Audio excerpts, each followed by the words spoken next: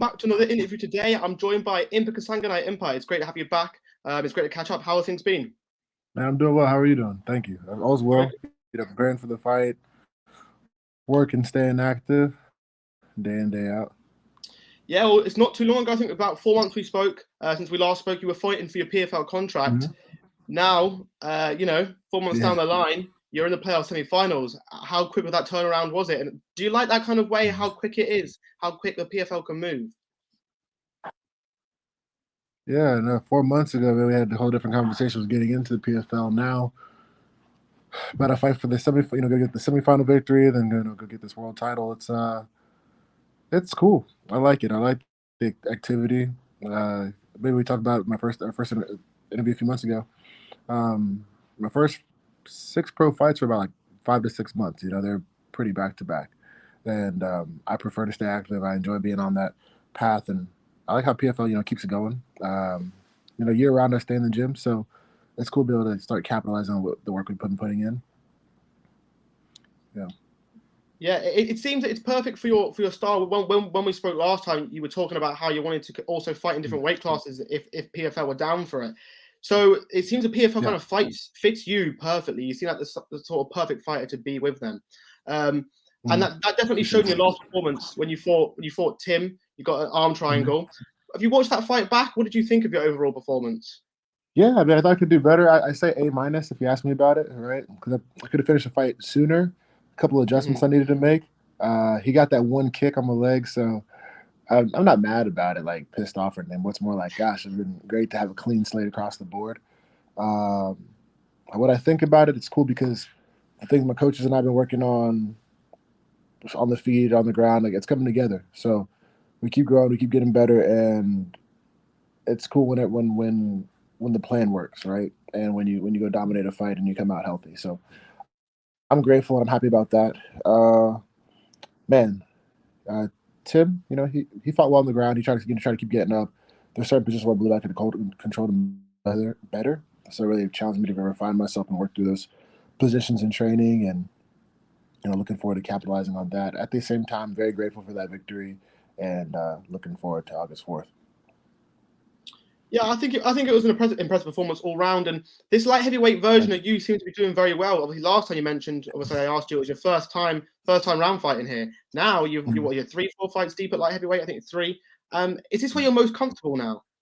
Yeah, I like light heavyweight a lot. I mean, it's like my friend back here, Landry, he's getting ready for cut down to 45, and like I'll be having whatever I want to eat, and he's eating like sweet potatoes and grapes and things like that. So it's a different, it's like I can be me and train year round, and like it's like I wake up and I go fight. So that's what I like about not cutting the weight. 205 doesn't seem much different than when I fought at 70 or 85. It's like maybe the guys are slower in general. Do they hit differently? No, I think a hard hitter's a hard hitter in general. Like, that's how it is. It's just I like the weight class because like all I get to do is focus on fighting, what I love to do, be in a great position, being the best athlete that I can be, and making myself a better fighter that way. And I can push a pace on these guys that they're not able to stick with for a long time. So I like that. And is that one of the big advantages you think you have from coming from a smaller weight class? Is maybe you've got a better gas tank than a lot of these fighters, just due to you being at a lower weight class? You feel like that kind of gives you an advantage in some way? Yeah, in a way too. And I think that's always been something I kind of had. Even at 70 and 85, I was able to push a pace in fights where the guys was kind of just like, right, and whether it's mentally, and like I think you see it at different points in the fights, right? Whether they're just like they're not going to keep going the same volume, but they're not really willing to throw as much. Like I love to be in the fight, and then it adds on to what I'm able to do in this weight class. And I don't think being the bigger fighter is always the better fighter or anything like that. It's about being it's about being the better fighter in general. It's not the size of the fighter. So, having that pace I can push on them and breaking them in this, making them feel like they're moving in sand. It's definitely been a huge advantage so far in my light heavyweight journey. Yeah, I think you can definitely see that. And obviously now moving on to the fight you've got Marthin Hamlet, one of the bigger light heavyweights kind of in the tournament. I just want to ask about kind of the seeding that they have on obviously the rankings in the group stages. Obviously he finished second, you finished third. In the top 4, do you think that really matters? Do you think it really means anything when it comes down to the top 4? As far as what are you saying? As in, like, you know, in the group stage, the way people, it was ranked first, second, third, and fourth off the points. Yeah.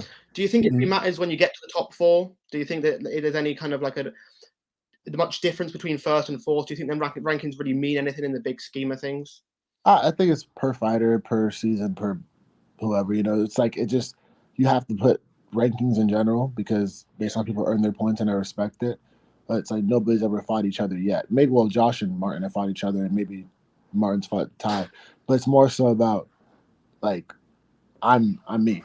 You know, none of them have fought me. I never fought any of them, and like I know what I'm bringing to the table, and it's like go dominate this guy, move forward. It doesn't matter who it is. You know, and I can only speak for myself. You know, it's like whether I fight Ty, Josh, or Martin. You know, like in the final, I'll fight the winner of Ty and Josh. You know, as long as they don't have an alternate or something. Like I'm dialed in and ready to go. Yeah, and then that's how I look at it. It doesn't matter who the opponent is. It doesn't matter if it changes for August 4th. Like I just know that one thing is I go in that cage, I claim my victory and move forward. So when it's the top fourth, like credit to everybody for doing their thing during the season, but it's a fight. I don't really stress about who it is. Like being the best version of myself is what gets me forward, and that's what I've been able to carry throughout my career so far. Yeah, absolutely. And now your opponent, Marthin Hamlet, what do you think of his style? Have you seen some of his fights? And in his style comparison to who you've fought so far in the PFL, is there anything you feel like he brings, or he might be one of the better opponents you've faced so far? Yeah, definitely one of the better opponents. I like that he comes to a fight. He'll throw sometimes the reckless abandonment. I like that. You know, he's not one of those guys gonna pull off. You can tell he's trying to win his fights. I see him in some dog fights too. So he's not one of those guys who just maybe wilts away, I think, easily. And I've seen him as he likes to use his wrestling. He likes to use his strike. He'll go for like the unconventional shots too. You know, not just wrestling, but also on the feet. I say that Corey Hendricks was the best guy that I fought.